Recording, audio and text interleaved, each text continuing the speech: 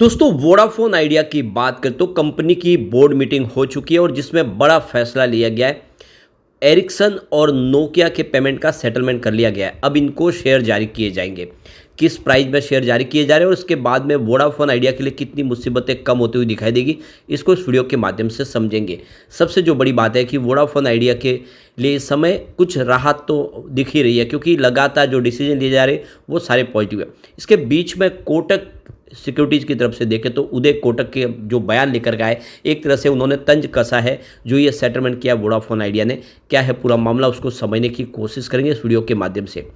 क्या इस समय हमें वोडाफोन आइडिया में निवेश करना चाहिए?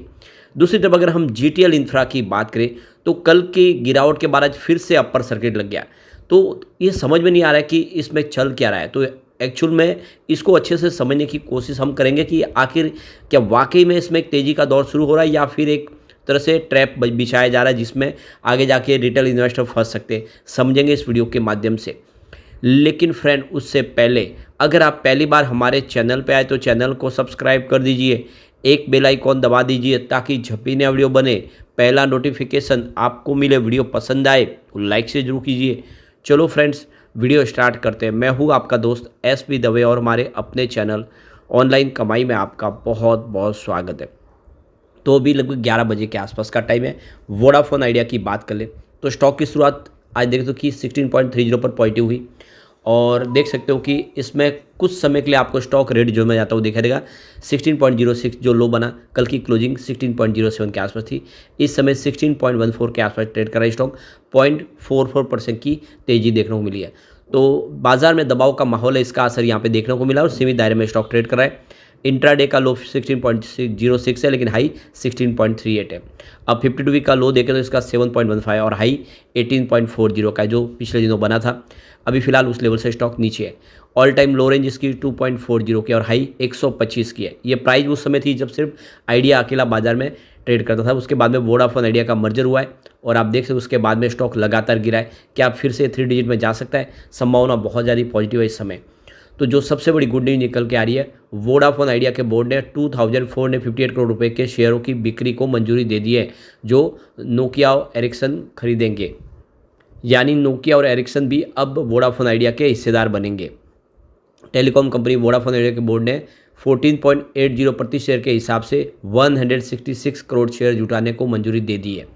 इसके तहत प्रेफरेंशियल आधार पर कुल 2458 करोड़ के शेयरों को जुटाए जा सकते हैं।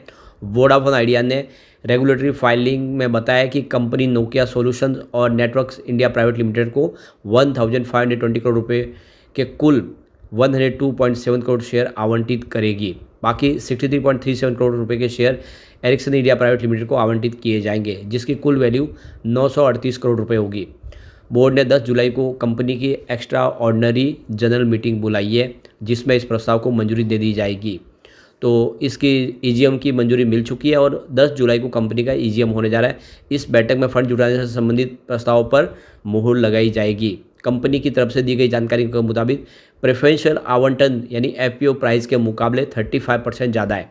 यानी इससे पहले जो एफपीओ लाया था उससे ज़्यादा प्राइस में अब ये जो इनके दो बड़े वेंडर्स हैं उनको शेयर आवंटित किए जा रहे हैं और इसके लिए 6 महीने का लॉक इन पीरियड भी होगा।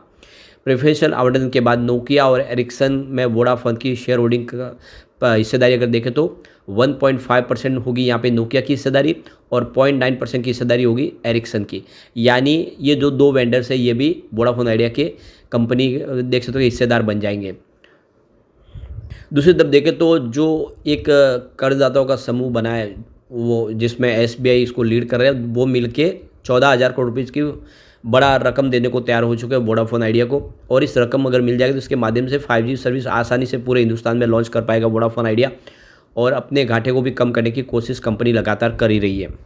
पिछले महीने वोडाफोन आइडिया का जो मार्च क्वार्टर का जो घाटा उसमें बढ़ोतरी हुई थी उसके 7,675 करोड़ के आसपास था। कंपनी का कहना है कि ब्याज और वित्तीय लागत बढ़ने की वजह से घाटा हुआ है। पूरे वर्ष में फाइनेंस 2023-24 के लिए बात करें तो कंपनी का घाटा 31,238.4 करोड़ के आसपास है जो पिछले साल 29,301.1 करोड़ के आसपास था। तो कंपनी का घाटा बढ़ा है। हालांकि कंपनी की सालाना आय में मामूली सी बढ़ोतरी हुई है। 1.1% की बढ़त के साथ ये 42,650.7 करोड़ के आसपास पहुंची है। ये थोड़ी सी राहत जरूर है कि कंपनी की जो आय है थोड़ी सी बड़ी है। तो यहाँ पे देख सकते हो कि अब जो ईजीएम होगी कंपनी, उसमें बड़ा फैसला लिया जाएगा जो 10 जुलाई को होगी। लेकिन यहाँ पे जेपी मॉर्गन है, वो देख सकते हो कि वोडाफोन आइडिया को लेकर इस समय खासे उत्साहित नहीं है। उन्होंने इसकी अंडर रेटिंग रखी हुई है और उन्होंने इसका जो टारगेट दिया वो ₹7, यानी उनके हिसाब से सेल की रेटिंग बनती है। यानी उनका कहना है कि मुसीबतें बहुत सारी है। ग्लोबल ब्रोकरेज हाउस का कहना है कि वोडाफोन आइडिया जिस तरह से कर्ज के जंजाल में डूबा हुआ है, जो वेंडर्स का ड्यू है, उसकी वजह से आने वाले समय वोडाफोन आइडिया को और प्रॉब्लम हो सकती है और इसीलिए यहाँ पे देख सकते हो कि उन्होंने इसमें सेल की ही रेटिंग रखी है। जेपी मॉर्गन का कहना है कि $21 बिलियन का भारी भरकम कर्ज है और कोई क्लियरिटी नहीं है कि किस तरह से कंपनी वो रीपेमेंट करेगी। लेकिन देख सकते हो जिस तरह से जो फैसले लिए जा रहे हैं वो उत्साहवर्धक है और आने वाले समय जैसे कि ₹11 में बड़े बड़े फंड हाउस ने IPO के माध्यम से निवेश किया, उससे तो लग रहा है कि ₹7 के आसपास जाने की इसकी कोई संभावना नहीं है। और ऐसे में यहाँ पे हो सकता है कि कुछ दबाव देखने को जरूर मिले, लेकिन इतना स्टॉक नीचे नहीं जा सकता। डिप में खरीदारी का एक मौका है क्योंकि अब राह बहुत ज़्यादा आसान हो चुके हैं। लेकिन इसके बीच में देखो कि उदय कोटक की तरफ से तंज कसा गया है इस पूरे सेटलमेंट को लेकर। तो देख सकते हो कि वोडाफोन आइडिया के ऊपर देखें तो उदय कोटक का जो बयान निकल कर आया है कि कंपनी ने अपने कर्ज को ख़त्म करने के लिए जो रास्ता अपनाया है वो एक तरह से एक देख सकते कि रॉबिंग पीटर टू पे पॉल के नाम से उन्होंने एक उदाहरण के तौर पे बताया कि एक की टोपी दूसरे के सर पे डालना, यही वाली बात एक तरह से कह सकते हैं कि ये जो वेंडर्स है उनको पैसे चुकाने लगे वो उसके बदले में उनको इक्विटी जारी की जा रही है। और अब जो इक्विटी दी जा रही है वो आने वाले समय जब इसकी प्राइस बढ़ेगी तो वो बाज़ार में शेयर बेच देंगे और इन्वेस्टर के पास से पैसे लेंगे। यानी कंपनी अपनी तरफ से कोई पैसे नहीं चुका रही है, बल्कि उनको इक्विटी देके उनको शांत किया जा रहा है, यानी वो बाज़ार से बाद में बेचेंगे। लेकिन सबसे जो बड़ी बात है, चाहे वो इक्विटी दे के ले या फिर कैश पेमेंट करे, वो अपने शेयर बेच के भी इक्विटी दे सकते थे, उनको पैसा दे सकते, लेकिन उन्होंने रास्ता अपनाया कि उनको हिस्सेदार बनाया जाए, जिससे वो शांति से बने भी रहेंगे और आने वाले समय में जब इसकी प्राइस बढ़ेगी तो हो सकता है कि वो अपना प्रॉफिट बुक करे। लेकिन अभी ओवरऑल देखें तो एक आसानी मिल जाएगी, वो इन्वेस्टर बनेंगे तो वो भी थोड़ा सा अपना फ़ायदा है। देखें कंपनी की प्राइस बढ़ेगी, कंपनी का बिजनेस बढ़ेगा तो उसकी शेयर की प्राइस भी डेफिनेटली बढ़ेगी, तो वो इसमें बने रहेंगे। तो एक तरह से वोडाफोन आइडिया का ये डिसीजन है वो सही है, इसमें कोई तकलीफ वाली बात नहीं है। यहाँ पे गौर करने वाली बात है कि इस बार वोडाफोन आइडिया ने 14.80 पर शेयर की प्राइस से इनको शेयर आवंटित करने का फैसला किया है। जो IPO प्राइस है काफ़ी ऊपर है, करीब 35% की IPO प्राइस है और फिलहाल ये लॉक इन पीरियड के लिए रहेंगे 6 महीने तक, तो वो बेच भी नहीं पाएंगे। तो सब कुछ ठीक है, इसमें कोई चिंता वाली बात नहीं, आने वाले इसमें बेहतर परिणाम देखने को मिल सकते हैं। अब GTL इंफ्रा की बात कर ले तो यहाँ पे 2.14 पर अपर सर्किट लगा है। तो कल लोअर सर्किट लगा, कुछ फ्रॉड की जो खबरें निकल गई उसके बाद में भी अपर सर्किट लगा, चौंकाने वाली बात है। तो ये आपको डील के माध्यम से समझ आएगा कि क्या हो रहा है आखिर। तो ये देख सकते हो कि आज वॉल्यूम भी ज़बरदस्त हुआ है, ये बाज़ार में वॉल्यूम टॉपर है वोडाफोन आइडिया और ये GTL दोनों। सुबह सुबह काफ़ी भारी वॉल्यूम हुआ है। देखो पिछले एक महीने पहले इसका 11 करोड़ का वॉल्यूम था, 6 करोड़ की डीलर उठाई गई थी। 1 वीक पहले 30 करोड़ का वॉल्यूम था, 14 करोड़ की डीलर उठाएगी। कल 63 करोड़ का ज़बरदस्त वॉल्यूम हुआ, 25 करोड़ डिलीवरी बेस काम हुआ और आज सुबह सुबह ही 10:30 बजे के आसपास 26 करोड़ का वॉल्यूम हो चुका है। और पूरे बाजार में वॉल्यूम के मामले में नंबर 2 पे है GTL इंफ्रा और वोडाफोन आइडिया है नंबर 1 पे। तो अब आप देख सकते हो कि यह स्टॉक जो आप देख सकते हो कि बहुत तेज़ी से बढ़ता हुआ दिखाई दे रहा है। अभी इसकी ऑल टाइम हाई 106 के आसपास है, लो वो 0.15 पैसे की है, लेकिन लग नहीं रहा है कि उस लेवल तक स्टॉक जा सकता है, रिस्क बहुत ज़्यादा है। लेकिन जिस तरह से ये सुबह सुबह यहाँ पे बड़े डील हुई है वो इशारा करेगा ऑपरेटर यहाँ पे पूरी तरह से सक्रिय है। सुबह 9:34 पर 2.14 की प्राइस से यहाँ पे करीब 39,52,000 शेयरों की बम्पर खरीदारी हुई। उसके बाद देखें तो 9:34 पर उसी समय 2.14 की प्राइस से 53,13,000 शेयरों की एक बम्पर खरीदारी और हुई और फिर 9:35 पर 2.14 की प्राइस यानी अपर सर्किट पर ही 49,94,000 शेयरों की एक बम्पर खरीदारी और हुई। यानी आप देख सकते हो सुबह सुबह ही जम के यहाँ पे खरीदारी हुई। उसके बाद में 9:36 पर उसी समय लगभग 2.14 की प्राइस अपर सर्किट पर 44,81,000 शेयरों की एक ज़बरदस्त खरीदारी और हुई।